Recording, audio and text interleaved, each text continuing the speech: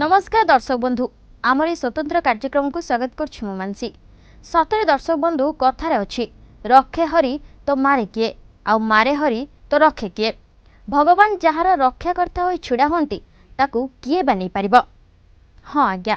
आमे कहूचु बालेश्वर बाहानगा मर्मन्तुद ट्रेन दुर्घटना कथा। से काल रातिर कथा भाविले आज भी लोम टांकुरी उठुची। सेमिति एक घटनारू के बंचिबा हुए तो भाग्यर कथा। मृत्यु को अति पाखरु देखि निज माँ कोल को फेरिबा एक दिवा स्वप्न भली किंतु एहाकु सत करी निज घर को फेरिचंती बस्ता ब्लॉक दुधंसा ग्रामर गौरांग बेहेरांक एकमात्र पुओ शुभ्रांशु बेहेरा। मामू घर को जाउथबा समय रे हठात एभली घटना घटिथिला आ सेथिरु से अल्पके बर्ती जाई परिवार गहन रे अछंती।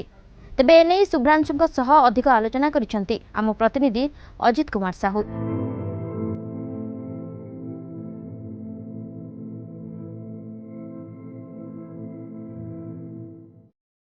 रखे हरि तो मारे किए मारे हरि तो रखे किए एक कथा कहबार प्रसंग होउची निकटर जाइथिबा ट्रेन ट्राजेडी जहाँकि करमंडल दुर्घटना से दुर्घटना निश्चित मृत्युमुखर बंची आसचंती बस्ता अंचल जो शुभ्रांशु बेहेरा निश्चित मृत्युमुखर बंची आसला पर से गुरुतर निश्चित अच्छा तेज घरे रही बर्तमान स्थिति और सेठाकार जो सेदिन अनुभूति एने सहित अधिक आलोचना करवा। आपको स्वागत करी रिपोर्ट स्टूडियो को। शुभ्रांशु आप सीना जाऊले सेदिन एक्चुअली वास्तविक सेतल स्थिति कौन रही स्थिति माने जते ट्रेन टी यूजुअली जमते जाए जाउते सेमती स्पीड थिला तो से लेट होइला बाल स्टेशन ले ताको मेकअप रे से बेग बढ़ैथिला तो ये बेग बढ़थिला समते लोक ठीक ठाक थिले हठात कोन ओडे ब्रेक टा मारले ट्रेन ब्रेक मारले को हम सब लोक झुकिले कोटे साइड ओडे सेमती जते सेटा हैंडीकैप बगितला मुने चोडीथिले रे छोटे लोक भी किथिले से माने मध्ये झुकी आस्थिले तापर पुणी टिके ठिया माने फेर ठीक अवस्था में उठी जे कि नहीं पुणी आउ थो जो ब्रेक मारला तो डबाटा पूरे पाल्टी वाला पाल्टी गोटे ढह कि गोटे बड़े साउंड आसला गोटे तो पाल्टी तो सब माने अंधार पूरा इंजिन बगी भीतर जो लाइट माइट जोलता सब किसी बंद होता धुआं बाहर से पाल्टी रही है तो मुझे रही है निज मोर सेंस था मोर मुंड फाटी मुझे जानी न था तो मु भारी थे इंजिन भितर मैंने से डबा थी तो मुंड मो तौक था गोड़ ऊपर को ट्रेन स्पीड केते अनुमानिक से 125 रु 130 भीतर ट्रेन स्पीड अच्छी तो मत भारी के आसिले ऊपर को तो से बहुत ऊंचा थिला ना तो मुझे डबा उपर आसिक मत भितर आसिक ऊपर बसते से गेट पाखे तो बाहर किसी लोक थे तो सी मत टाणी बगी छोट बगीटा 15-17 लोक थे बसते हैंडीकैप पर्सन बसते किसी भल लोक जो सीट पाइन जानवा सहित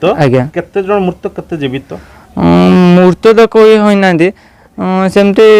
समस्ते बंची कहार हाथ भांगी तो कहार मुंड फाटी तो एमती अवस्था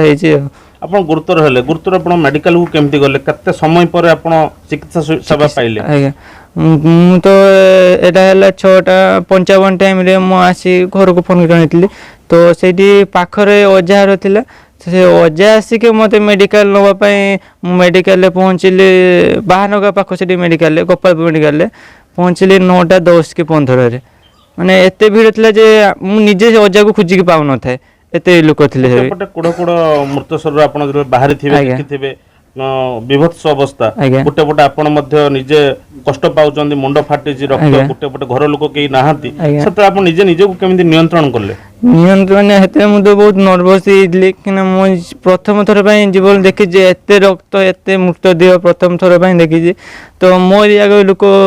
के कहार मुंड नै तो के पानी पई के छटपट हे कि मरि होउचंदी तो सेते कि तो दुख ना हो जे कने सेमती मु तो ये छोट पिला ना तो किए मरीज मगर तो सेठी देखिए बहुत दुख लगता है तो सेठी एत लोक मरी बहुत से कांदी कहीं ना एत दूर जगह कहीं ना पुणी मुझे रिकवरी करके आसी तो ये बहुत कांद लगता है। शुभ्रांशु आप निश्चित जब कह निश्चित मृत्युमुखर बंची यार कौन या वास्तविक यह चमत्कार ना बापा आशीर्वाद ना निजर कर्मफल कौन आप निजर कर्मफल मोर तो किसी कर्म ना मो बापा वो सब दिन जाती मंदिर को पूजा करते आउ समस्त आशीर्वाद घर समस्ते मुझे जाइए समस्ते मंदिर करते मत आशीर्वाद भल से बुले बुले गया ଆପଣ ଯାଉଥିଲେ ମାମୁଁ ଘରକୁ ଟ୍ରେନରେ ଏମିତି ଘଟଣା ଘଟିଲା ଆଜ୍ଞା ଆପଣ ଆଗାମୀ ଦିନରେ ଟ୍ରେନରେ ଯିବେ ନା ନାହିଁ ଯେ ଇଏ ତଥାପି ଡର ଅଛି ଯେ ମୁଁ ଯିମିନି ଟ୍ରେନ୍ ଆଉ ଯାହା ହବ ଏଠି ପାଖ ଯିବି ଯିବା ପାଇଁ ବହୁତ ଡର ନାହିଁ କେବେ ଟ୍ରେନ କଥା ଶୁଣିଲେ ଗୋଟେ ମନରେ ମନରେ ଗୋଟେ ଛନକ ମାନେ ଏବେ ବି ରାତିରେ ଶୋଇଲେ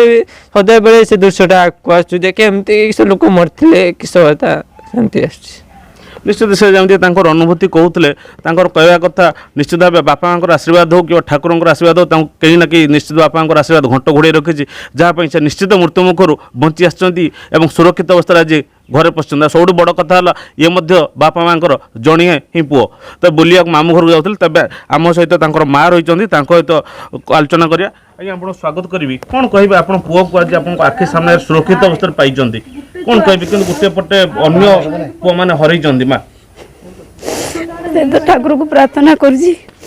ସେଇ ମୋର ଗୋଟିଏ ବୋଲି ଛୁଆ ପୁଅ ନୁହେଁ ସେ ମୋର ଗୋଟିଏ ବୋଲି ଛୁଆ ମୁଁ ଠାକୁରଙ୍କ ଦୟାରୁ ସେ ଭଲରେ ମୋ ପାଖକୁ ଫେରି ଆସିଛି ଆଉ କିଛି ଜାଣି ଆଉ ବି ପ୍ରାର୍ଥନା କରୁଛି ସେମାନେ ବି ଅସୁରକ୍ଷିତ ଅଛନ୍ତି ତାଙ୍କୁ ଠାକୁର ଭଲ ଶୀଘ୍ର କରୁଛନ୍ତି ତାଙ୍କୁ ମା ପରିବାରକୁ ଫେରି ଯାଆନ୍ତି ମା ବାପା ପାଖକୁ ତାଙ୍କୁ ବାପାଠକୁ ଅନେଇ ବସିଛନ୍ତି ଆଉ ଏତିକି ତ କହୁଛି ଅନେକ ମା ତାଙ୍କର ପୁଅକୁ ହରେଇଛନ୍ତି ସେଥିପାଇଁ ବି ବହୁତ ଦୁଃଖ କ'ଣ ବ୍ୟବସ୍ଥାରେ ପରିବର୍ତ୍ତନ ହେବା ଦରକାର ଆପଣ ଜଣେ ମା ହିସାବରେ କ'ଣ କହିବେ ସରକାର ପାଖରେ ବ୍ୟବସ୍ଥାରେ କ'ଣ ପରିବର୍ତ୍ତନ ହେବା ଦରକାର ସେ ଯିବା ଆସିବା ବେଳେ କ'ଣ ସବୁ ଅସୁବିଧା ଅଛି ତାକୁ ସୁବିଧା କରିବା ଦରକାର ଏପରି ଘଟଣା ଆଗାମୀ ଦିନରେ ପୁନରାବୃତ୍ତି ନ ହଉ ସରକାର ପାଖରେ ଏତିକି କହିବି ଯତ୍ନବାନ ହୁଅନ୍ତୁ ଯେମିତି କୌଣସି ବିପଦ ଆଗକୁ ନ ଆସୁକୁ